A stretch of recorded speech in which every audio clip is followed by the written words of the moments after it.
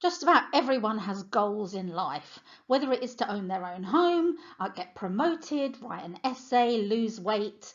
But sometimes these hopes, these dreams leave us feeling really overwhelmed and paralyze us into inaction.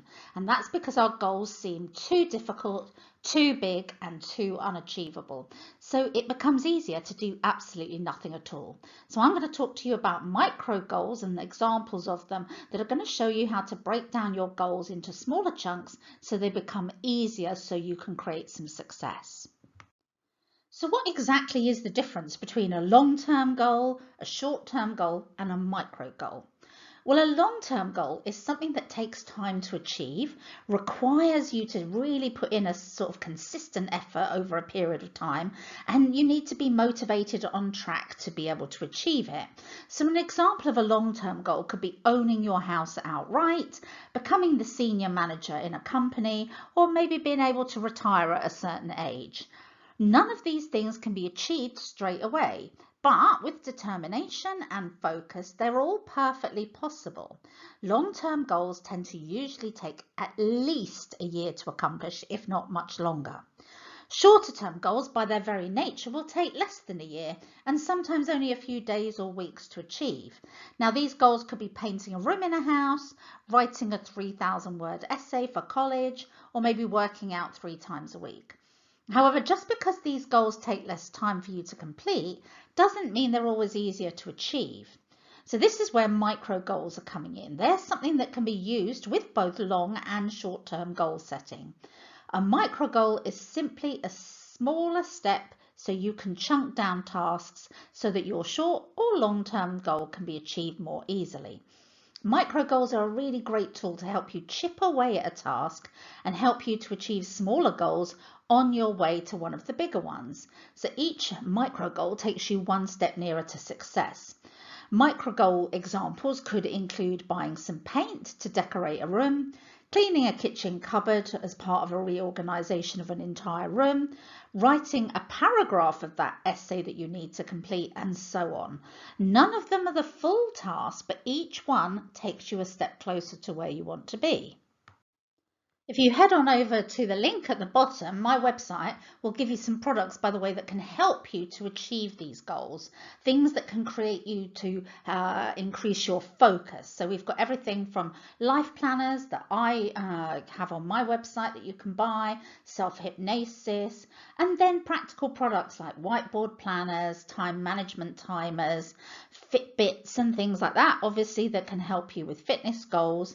And one of my favourite ones to stop procrastination is a phone jail. So you lock your phone up so that you can't use it for a certain period of time. So head on over to my website and then we'll talk about some of the benefits of micro goals. Setting these micro goals is an intelligent way of getting things done by breaking a larger goal into smaller steps so psychologically it appears easier. And that's the key, psychologically easier. It makes your life so much simpler when you start small and just begin doing what you need to do bit by bit. Anyone who would look at a big goal would feel overwhelmed, so it becomes much easier to accomplish things when you break it down. So micro goal benefits can include that when you break down each mini goal, it's easier for you to accomplish. And it gives you more of a sense of accomplishment as you tick off each one and realize that you're making progress. Micro goal setting also helps you to build some momentum, allowing you to do more. And they help you to create an action plan, which helps with focusing and moving forward. And finally, mini goals and micro goals, by their very nature, take less time to do, meaning that you can do a number of them at the same time, helping you to achieve more if you want to. I always say to my clients, the best way to do this is plan by working backwards. So micro goals allow you to progress without feeling that overwhelm. But how do you set them and put them into practice? Well, the simplest way is the backwards method that I tend to use with my clients. So imagine I've got a person who's got an essay to write and it needs to be with their tutor in 2 weeks' time and it's 3,000 words. A short-term goal may seem relatively simple to some, But for others, the thought of sitting down and researching and writing the topic seems too difficult and uninteresting. So procrastinators obviously will put off that task until the last minute, which is going to leave them overwhelmed and stressed. But if you set the micro goals, then the easiest thing you can do is that we know the deadline for the project, we know the number of words, so by working backwards from the end result, we can create a plan to finish it. So you might divide 3,000 words into 14 days. So now we know that we're writing 215 words a day, and if we do that, the project will be finished on time. Clearly, writing the small amount of words on a daily basis makes things easier. Of course, you can also experiment with smaller goals that you're setting. So in this case, you might decide to spend 2 days on research, and that will leave you 12 days to write the essay. Now you would need to write 250 words a day, or alternatively, you could say that you would spend 2 days researching, give yourself a week off, leaving you with 10 days to write the essay, meaning now you would need to write 300 words over 10 days. You can see you can split it up in lots of different ways. There are limitless permutations, but they will also achieve the same result, the good result that you want, which is the essay will be written without taking over your entire life and making you worried, flustered, and anxious. Setting these micro goals works in probably every area in your life if you start looking for them. So one of them is obviously losing weight. Just about anyone who's been on a diet knows how difficult it can be to think about that ultimate goal of losing a stone, 2 stone, whatever it is. But smaller lifestyle changes and movements do make a difference and chip away at the problem until the weight starts to come off. So one of the simplest micro goals for weight loss could be simply losing 2 pounds a week for a certain period of time will get you to your goal. Or, as weight is often more likely to be about lifestyle issues, then the easier way of doing it might be to set some time to eat 5 portions of fruit and veg a day, or walking a mile a day. They don't seem to be directly related to your weight, but if you do them regularly, they'll have a knock-on impact, and that will help you to achieve that goal.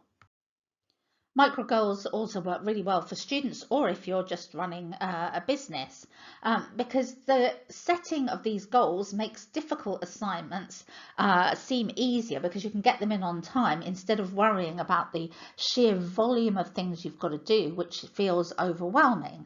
If you've got multiple assignments or tasks that need to be accomplished simultaneously, it can be difficult to know what to finish first, but with some simple micro goal setting, it doesn't have to be that difficult. So micro goal setting when it comes to university work tends to be all about managing your time well, creating to-do lists and dividing what you have to do into smaller daily goals. Your life becomes so much easier, and that helps you to prioritize, focus, and stay on track.